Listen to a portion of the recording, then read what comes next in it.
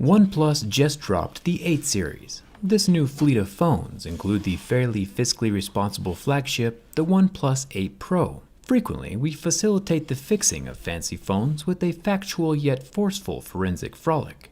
Let's get started.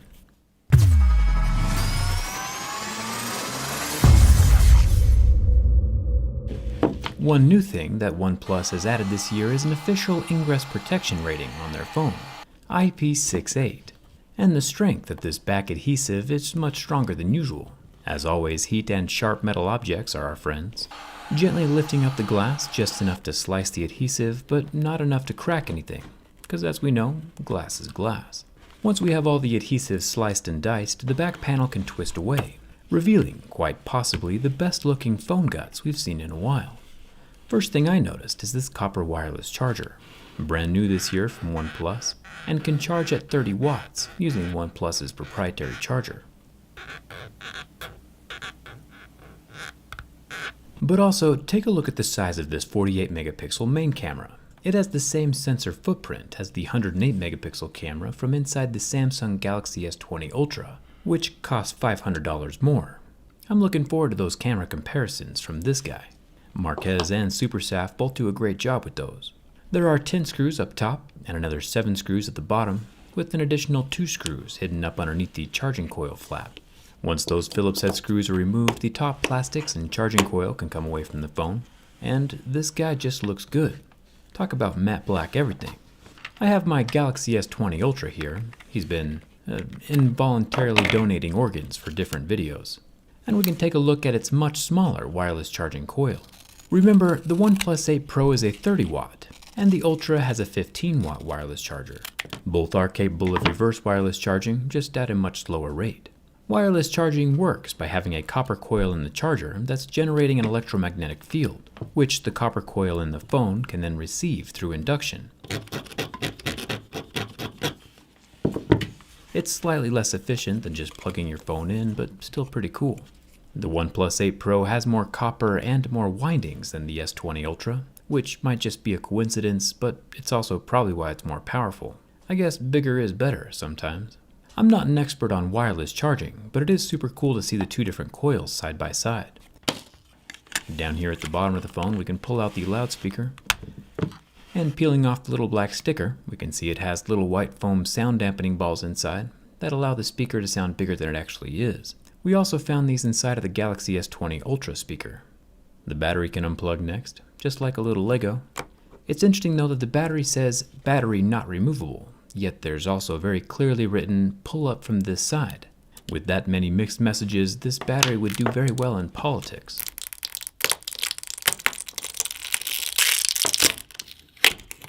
It is removable though, which also correlates nicely with politics. I still have people messaging fairly often about what happens when they put their tiny tool in the wrong hole for the SIM card ejection. OnePlus did put both holes really close together, the microphone and the SIM card tray, but even if the SIM tool does go all the way back into the microphone hole, nothing bad happens. I'll show you in a second. Down here at the bottom we have the little circuit board. I'll unplug a few of the wire cables and the ribbon cables, and remove the 2 screws holding down the charging port. Even though this phone has an ingress protection rating, there is still white water damage indicators all inside the phone. No phone is waterproof. Removing the board, we can see that the water-resistant mesh over the microphone hole is still unpunctured, since it's off to the side of the shaft, along with the microphone itself. Most phones are built this way, so don't stress too much if you ever get the hole wrong. This little board just includes the dual SIM card reader. The charging port board can peel up and out of the phone next. It's all on its own down here, and easily replaceable. It also has its own little red rubber ring around the tip. The motherboard has a plethora of its own Lego-style connectors, most surrounding the camera units. Speaking of which, the front-facing selfie camera is 16 megapixels, and there's another one of those water damage indicator stickers up here at the top corner. White on the top, red on the bottom, and when it gets wet, the red bleeds through to the top, changing its color. There are 2 more wire cables to remove, and an additional 2 motherboard screws holding everything in place. Once those are out, we can remove the motherboard. Interesting to see that the motherboard has 2 dollops of thermal paste on the back instead of just 1. Taking a close look at the camera units, we can see that the top 48 megapixel ultra-wide camera has no optical image stabilization. Then we have the 48 megapixel main camera that does have OIS. And down here at the bottom we have the 5 megapixel color filter depth camera that also does not have OIS. The 3x 8 megapixel telephoto zoom lens off to the side though does have optical image stabilization. It looks like the motherboard thermal paste rests in two locations, one on top of the copper heat pipe that is obscured by the frame of the phone, and the other is using the blue aluminum frame as the heatsink. Now this does pose a problem to us. On one hand, I really do like keeping phones alive when I take them apart, but on the other hand, I also really like seeing the heat pipe and optical fingerprint scanner. But pulling off the screen to see them is certain death for the phone. Well, certain death for the screen at least. The rest of the phone will still be fine. I say let's do it. It's rather smart of OnePlus to put the bulk of the heat pipe on the opposite side of the metal frame. It's easier to dissipate the processor heat through the thin screen than it is to try to go through the frame and the screen.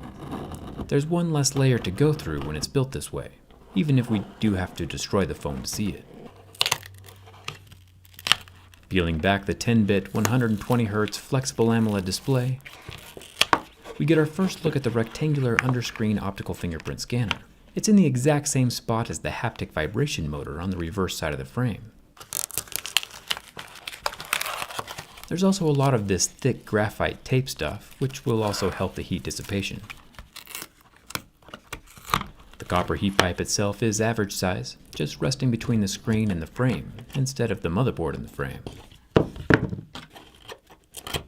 If we do slice them open, we indeed see liquid inside, along with the copper wicks that make the whole thing work. Quite honestly though, I think this is the best looking phone we've been inside of so far this year, and definitely worth the teardown. We took some liberties with the teardown skin and added back that vibrant red battery. There are two options this time around, the original, which I like, because it looks like the glass is still installed. We also have Ultra Matte, which has more of a grip to it and less gloss. Installing the teardown skin is infinitely easier than performing a teardown. I just line up the camera hole with the camera cut out in the skin and drop it in place.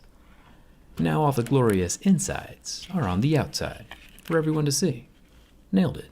Link is down in the description for these teardown skins. We cover all the major phones, iPads, and MacBooks, and even some of the not so popular phones.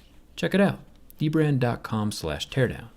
OnePlus might not be the low-price flagship killer that it used to be, but it's still definitely giving all the other flagships a run for their money. I'll be giving away a few OnePlus 8s with T-Mobile in a future video, so make sure you're subscribed so you don't miss that. Let me know what phone you want to see torn down next in the comments, and coming out with me on Instagram and Twitter. Thanks again for watching. I'll see you around.